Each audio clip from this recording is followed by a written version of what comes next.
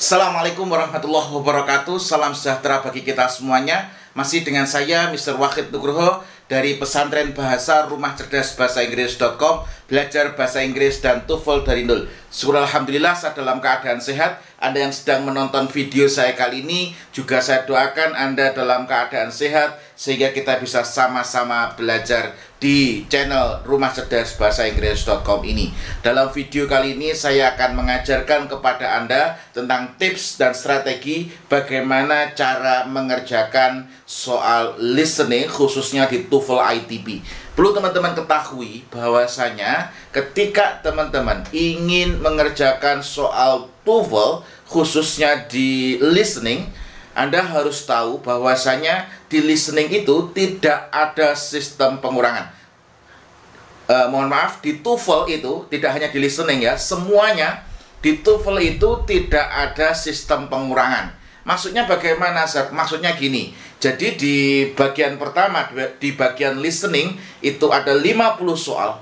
Kok kebetulan Anda dalam keadaan terlambat atau tidak bisa mengerjakan, maka jangan biarkan lembar jawaban Anda dalam keadaan kosong. Tetap isi, tetap jawab. Kenapa? Karena kalau tidak Anda isi atau membiarkan lembar jawaban dalam keadaan kosong, maka nilainya 0. Nah, tapi ketika Anda coba untuk kerjakan, itu masih ada kemungkinan benar adalah 25%. Maka dari itu, jangan biarkan lembar jawaban dalam keadaan kosong. Dan dalam video kali ini, saya akan membedah pola yang ada dalam listening. Yang perlu teman-teman ketahui bahwasanya listening itu ada polanya. Maka dari itu, Anda harus mengetahui pola-pola yang ada dalam listening itu. Makanya dari pengalaman saya belajar, plus saya ujian TOEFL, plus saya ngajar TOEFL, dari pola-pola yang ada dalam listening itu sudah saya masukkan di buku belajar listening TOEFL dari nol ini. Jadi ada pola-polanya. Jadi di 30 soal pertama, khususnya di short conversation, itu ada polanya. Nanti saya akan bedah polanya. Anda coba untuk perhatikan, Anda coba untuk catat, Anda coba untuk cermati pola ini. Karena apa? Ini mesti keluar dalam listening. Lah, di sini saya akan membedah tentang perhatikan pola kalimat pengandaian dalam short conversation. Nah, di sini adalah perhatikan pola kalimat pengandaian. Pengandaian dalam short conversation. Kalimat pengandaian. Maka dari itu, sebelum Anda belajar di listening, saran saya Anda belajar dari buku konsep belajar TOEFL dari nol ini. Nah, Anda harus tahu terlebih dahulu pola kalimat pengandaian. Nah, di sini ada bab tentang conditional sentence atau kalimat pengandaian. Yang perlu teman-teman catat bahwasanya dalam kalimat pengandaian itu nanti akan dibagi menjadi 3. Yang pertama adalah tipe pertama, rumusnya adalah if simple present, simple future. Di tipe kedua adalah if simple past future. Yang ketiga adalah type 3 atau tipe ketiga, if past perfect, past future perfect. Itu polanya seperti itu. Nah, Anda harus tahu kalimat pengandaian itu. Sebelum menuju ke kelas ini, saya harap Anda sudah menguasai konsep-konsep yang ada dalam bahasa Inggris. Nah, makanya Anda harus belajar ini dulu, konsep belajar TOEFL dari nol, baru nanti belajar listening TOEFL dari nol. Oke. Saya akan mengajarkan rumusannya terlebih dahulu. Rumusannya yang pertama adalah affirmative condition atau conditional yang bentuknya adalah positif, maksudnya adalah negative reality. Nah, nanti kalau pernyataannya adalah bentuk kalimat positif, maka realitasnya negatif. Yang kedua, kebalikannya, jika negative condition, maksudnya adalah affirmative reality. Jadi, jika kalimatnya adalah negatif, berarti nanti maksudnya positif. Jika kalimatnya positif, berarti maksudnya adalah negatif. Ini ada polanya ya. Saya bedah pola ini supaya Anda bisa mengerjakan soal TOEFL khususnya di listening dengan baik. Nah, itu semuanya sudah saya tulis di buku belajar listening TOEFL dari nol. Dan ini kebetulan buku ini tinggal beberapa buku saja, sekitar tinggal 25 buku saja. Karena mau cetak ulang ya, cetak ulang. Terus yang ketiga adalah bentuk. Jadi bentuk past tense maksudnya adalah present reality. Jadi nanti kalau bentuknya past tense berarti maksudnya adalah present reality. Sebaliknya apabila bentuk past perfect maksudnya adalah past reality. Nah, ini penting ini. Ini adalah konsepnya. Anda harus tahu konsepnya terlebih dahulu sebelum Anda masuk ke latihannya. Sir, kok nggak ada audionya? Ini saya membedah polanya ya. Ini saya membedah polanya. Tapi kalau di buku Belajar Listening TOEFL dari Nol, ini caranya saya ajar terlebih dahulu. Kemudian saya sudah sediakan audionya. Nah, saya sudah sediakan audionya. Nah, ini saya sudah sediakan audionya. Nah, setelah saya sediakan audionya, Anda kerjakan latihannya, kemudian Anda tonton pembahasannya. Oke, ini adalah contoh short conversation. Karena saya fokus pada short conversation, ini 30 soal pendek yang harus Anda kuasai. Nah, di sini ada percakapan antara dua orang, woman sama man. Woman mengatakan, "Are you going on vacation next week?" Man merespon, "I would miss the conference if I took my vacation next week." Narator menanyakan, "What does the man mean?" Nah, di sini adalah maksud dari laki-laki. Laki-laki ini adalah respon speaker kedua. Maksud dari laki-laki ketika dia mengatakan I would miss the conference, saya akan ketinggalan konferensi jika saya mengambil liburan minggu depan. Nah, ini adalah bentuknya adalah positif. Berarti maksudnya adalah negatif. Berarti maksudnya di sini adalah I do not. Ini kan bentuknya apa? Simple past. Berarti maksudnya adalah present. Nah, di situ berarti I do not take my vacation next week, so I will not miss the conference. Artinya I will not miss the conference. Maksudnya seperti itu kalau dilihat dari konsep ini. Artinya dia lebih penting untuk mengikuti konferensi daripada mengambil liburan. Nah, jadi jawaban yang A. He is going to miss the conference. Tidak. Dia tidak akan meninggalkan konferensinya. Kenapa? Karena ini bentuknya adalah positif. I will miss the conference. Saya akan ketinggalan konferensi jika aku mengambil liburan. Berarti sama dengan I will not miss the conference. Saya tidak akan ketinggalan konferensi. Artinya saya mengikuti konferensi, makanya saya tidak mengambil liburan. Nah, kalau ini he is going to miss the conference. Kalau ini berarti ini salah, karena dia ingin mengikuti konferensi. Nah, terus jawaban yang B, he will take his vacation next week. Ini salah. Kenapa?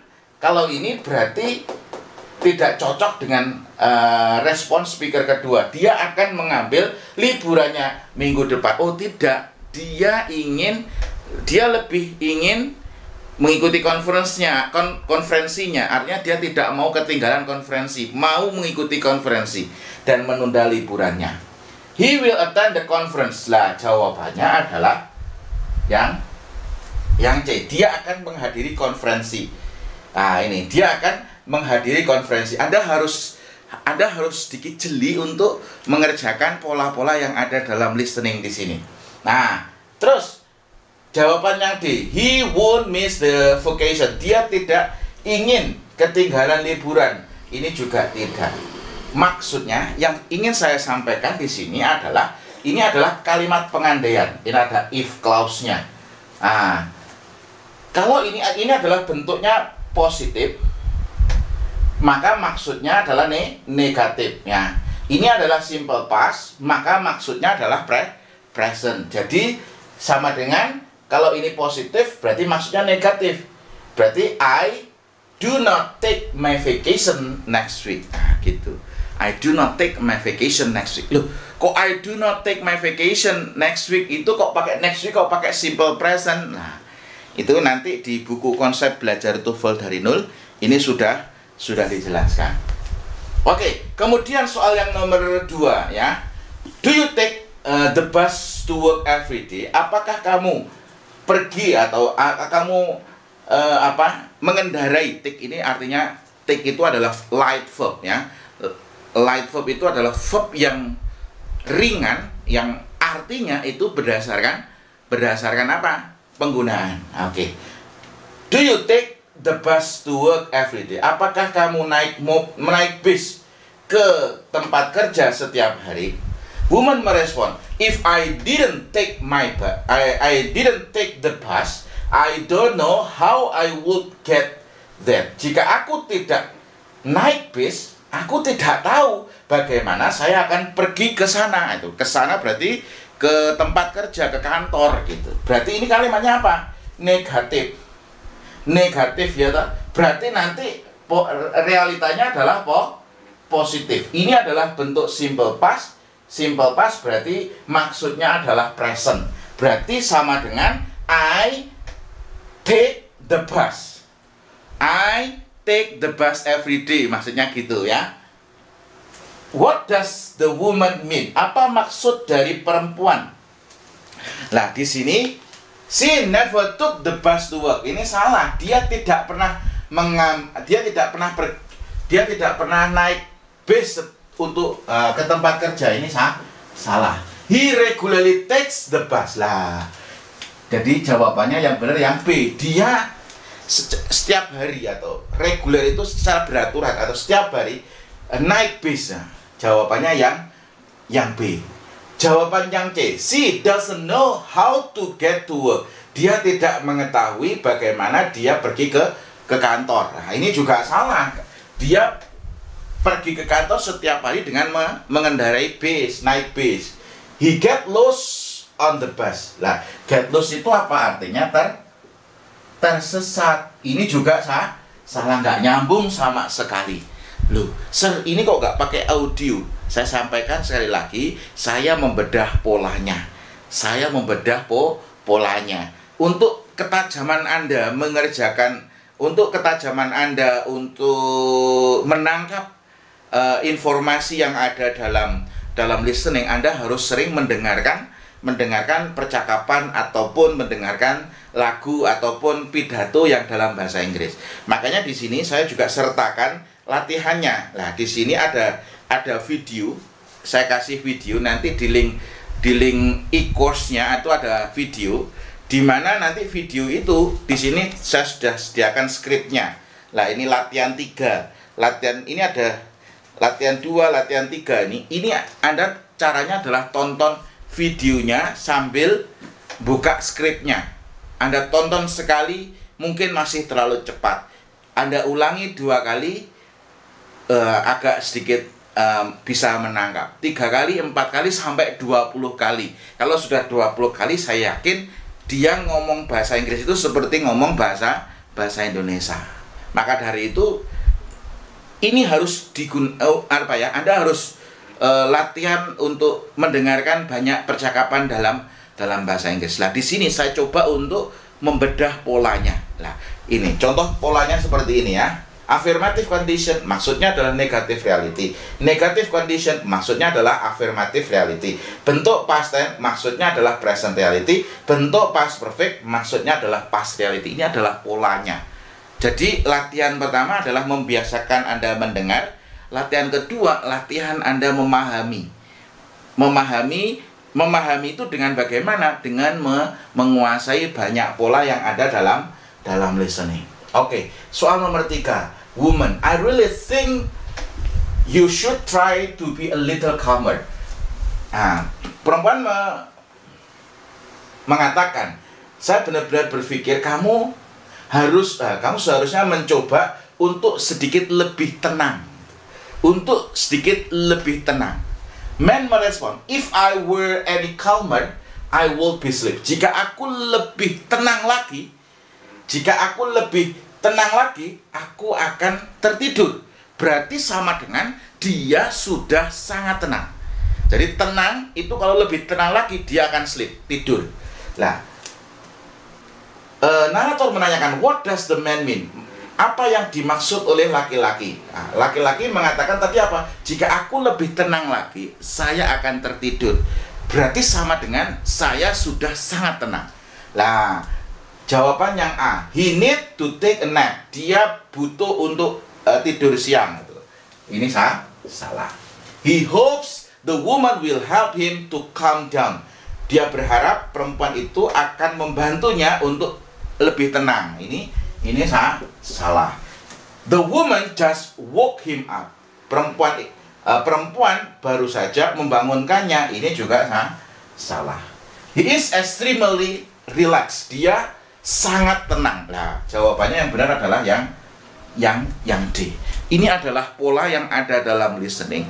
Biasanya 30 soal pertama itu ada 1 atau 2 pola ini. Anda harus benar-benar tangkap, Anda harus benar-benar kuasai polanya, sehingga Anda bisa mengerjakan Anda bisa mengerjakan soal listening dengan sebaik-baiknya. Dan ini adalah contoh soal yang sering salah dalam listening.